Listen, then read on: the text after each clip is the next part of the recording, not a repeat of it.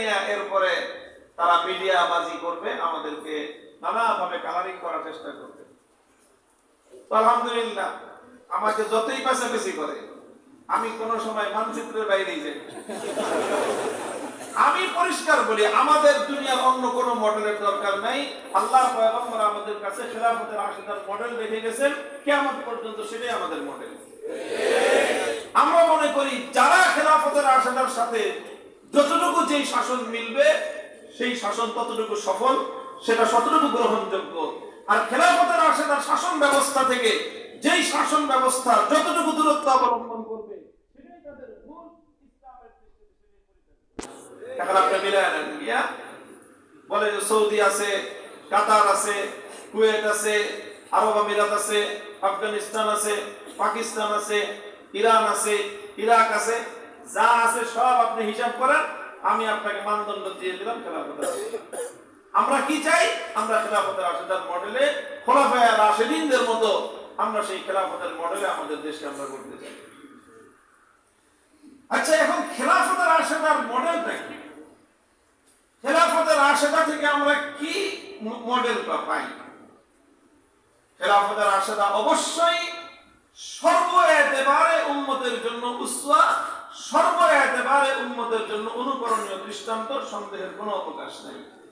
তার মধ্যে একটা গুরুত্বপূর্ণ হলো যে খলিফার ক্রাইটেরিয়া কি হবে, কিসের ভিত্তিতে আপনি নেতৃত্ব নির্বাচন করবেন। আপনি যে একজন মানুষকে নেতা বানাবেন, তার কিছু কোয়ালিটি লাগবে না? কি বলেন?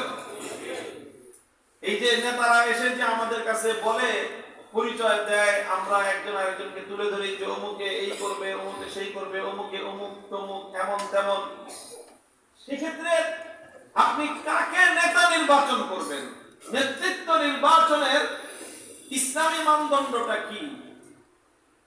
আমি ইসলামী মানদণ্ডের ক্ষেত্রে অবশ্যই সেক্ষেত্রে খেলাফতের রাশিদাকে সর্বোচ্চ মডেল বলে আমি বিশ্বাস করি, এবং সেটাই আমি অনুসরণ করার চেষ্টা করি, এবং সেটার জন্যই আমি আমার কওম এবং আমার জাতিকে আমি উদ্বুদ্ধ করছি। খেলাফতের রাশিদার ক্ষেত্রে নেতৃত্ব নির্বাচনে কোন বিষয়টার প্রতি খেয়াল রাখা হয়েছে? অনেক বিষয়ের প্রতি খেয়াল রাখা হয়ে থাকতে পারে, একটা বিষয় সন্দেহাতীত ছিল। সেটা কি? সেটা হলো আল্লাহর নবীর পরে, নবীজি মুহাম্মদুর রাসূলুল্লাহ সাল্লাল্লাহু আলাইহি ওয়াসাল্লামের ইন্তেকালের পরে বলেন তো এই উম্মতের মধ্যে সবচেয়ে বড় আলেম কে ছিল? বলেন। আবু বকর সিদ্দিক রাদিয়াল্লাহু আনহু। এই ব্যাপারে দ্বিমত করার কারো হিম্মত আছে? 1400 বছর পর্যন্ত উম্মতের আহলে হকের মধ্যে কেউ দ্বিমত পোষণ করেছে? 1400 বছরের উম্মতের ইজমা।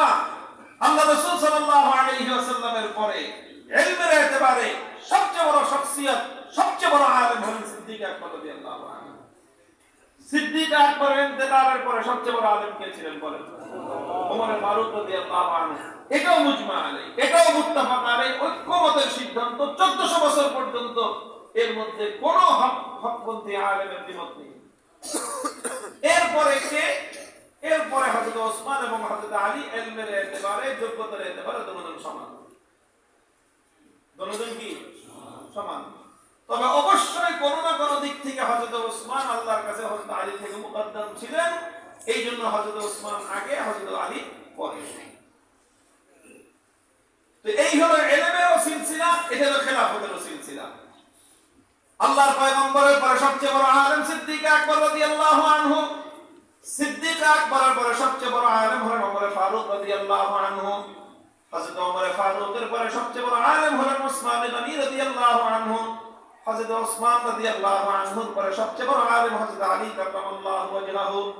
এইভাবে যদি তরতিব দেই, সিলসিলা বলি, ইখতিলাফ করার কারো কোনো গুঞ্জাইশ নাই। আছে? থাকলে বলবেন দেনা না করতাম না। কারো যদি থাকে আলে এলেমদের মাজমা আছে, কারো হিম্মত এই তরতিবের সাথে ভিন্ন মত পোষণ করা?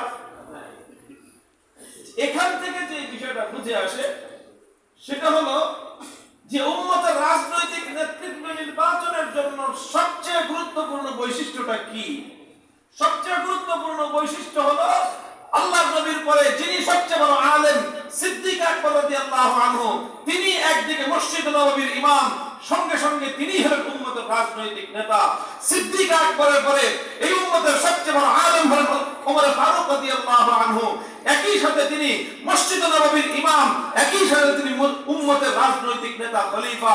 হযরত ওমরের পরে উম্মতের সবচেয়ে বড় আলেম ওসমান গনি রাদিয়াল্লাহু আনহু, একই সাথে তিনি মসজিদ নববীর ইমাম, একই সাথে তিনি উম্মতের রাজনৈতিক নেতা, তিনি খলিফা।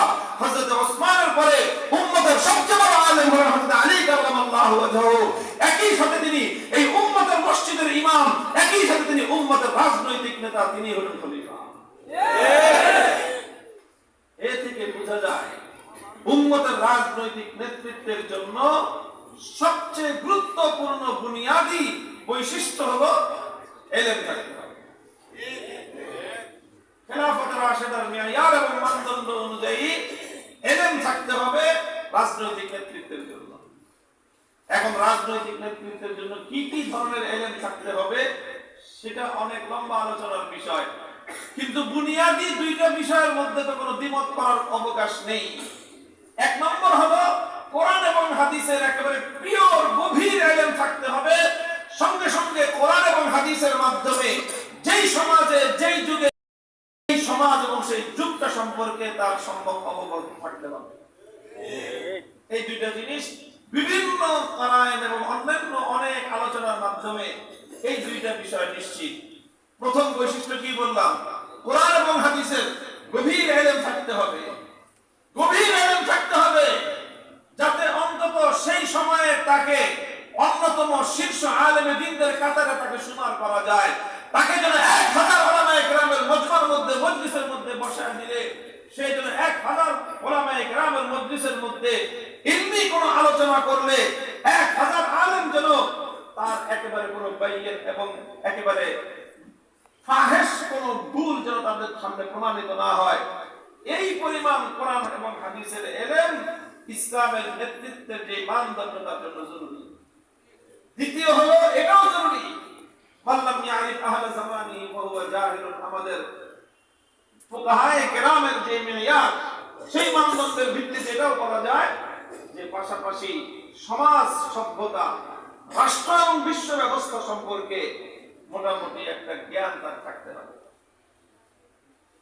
মুহতারাম হাজিরিন, এটা হলো উম্মতের রাজনৈতিক নেতৃত্বের কোয়ালিটি। আমি বললাম একটা মেষপালের জন্য একটা রাখালের যেরকম গুরুত্ব, একটা মেষপাল, মেষ বুঝেন?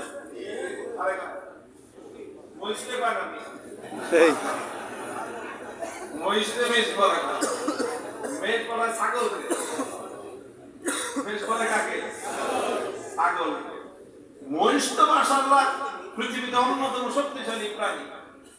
মহিষ কেন? বাঘে মেষে লড়াই, ওইটা হলো মেষ হলো মহিষ।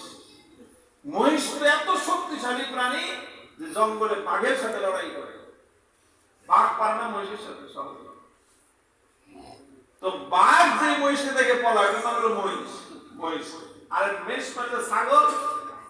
এই ছাগল রে তো নেকড়ে, নেকড়ে বুঝেন?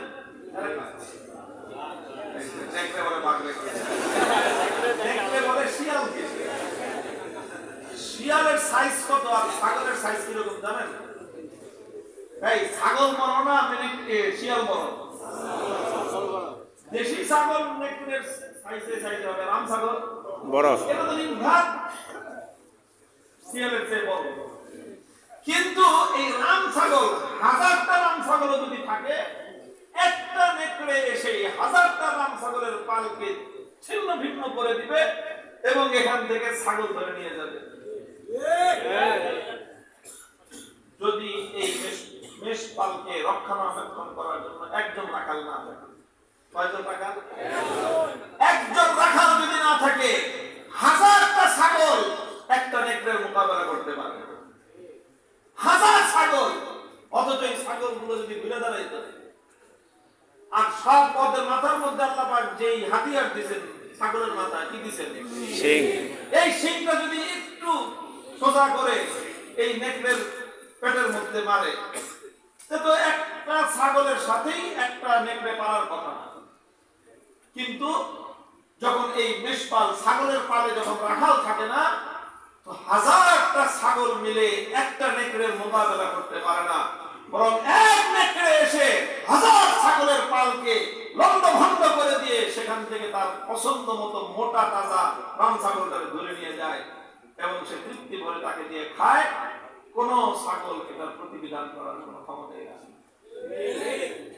যেমনি ভাবে হাজার ছাগলের পাল থেকে হাজার ছাগলের পাল যেরকম নিজেদের অস্তিত্বকে একটা নেকড়ের আক্রমণ থেকে রক্ষা করার সামর্থ্য রাখে না, ঠিক এই উম্মতের সাধারণ উম্মত তারা নেতৃত্ববিহীন, খেলাফতের নেতৃত্ববিহীন তারা মেষ এবং রাম ছাগলের মতো, ছাগলের পালের মতো তারা তাদের চেয়ে দুর্বল কাফের বেঈমানদের দ্বারা লণ্ডভণ্ড হয়ে যায়। নেতৃত্বহীনতার কারণে উম্মত আজকে পতনের দ্বার প্রান্তে উপনীত। রাখাল জীর্ণ শীর্ণ হতে পারে, সেই রাখাল অতিশয় বৃদ্ধ হতে পারে, কিন্তু রাখাল যতক্ষণ আছে কোন কোন নেকড়ে ছাগলের পালের উপর হামলা করার সাহস পায় না। ইতিহাস সেটাই বলে। উম্মতের সর্বশেষ যতদিন পর্যন্ত খেলাফত ছিল, তুর্কি খেলাফত যতদিন পর্যন্ত ছিল, ততদিন পর্যন্ত এই পৃথিবীতে উম্মত ঐক্যবদ্ধভাবে সমস্ত কুফরি শক্তির মোকাবেলা করার সাহস তাদের ছিল। যেদিন থেকে এই উম্মতের খেলাফতের এই সূর্যকে তারা অস্তমিত করে দিয়েছে, খেলাফতের এই মুসলমানদের এই গৌরব এবং সূর্য বিদ্রোহকে তারা ধ্বংস করে দিয়েছে, এরপরে তারা গোটা মুসলিম উম্মাহকে ৫৫টা ভাগে ৫৭টা ভাগে বিভক্ত করে ক্ষুদ্র ক্ষুদ্র ভাগ করে মুসলমানদেরকে তারা শাসন আর শোষণ করা শুরু করেছে। মুহতারাম হাজিরিন, এরপরে আমার কথা হলো, আমার আহ্বান হলো এই মুসলমানদেরকে আবার তাদের সেই হারানো নেতৃত্ব ফিরিয়ে আনতে হবে। হারানো নেতৃত্ব ফিরিয়ে আনতে হবে। তারা ফিরিয়ে আনবে। আমি আমার আলোচনা এতক্ষণ ধরে যেটা বললাম সেটা হলো এই উম্মতের নেতৃত্বের যে মেয়ার এবং যে মানদণ্ড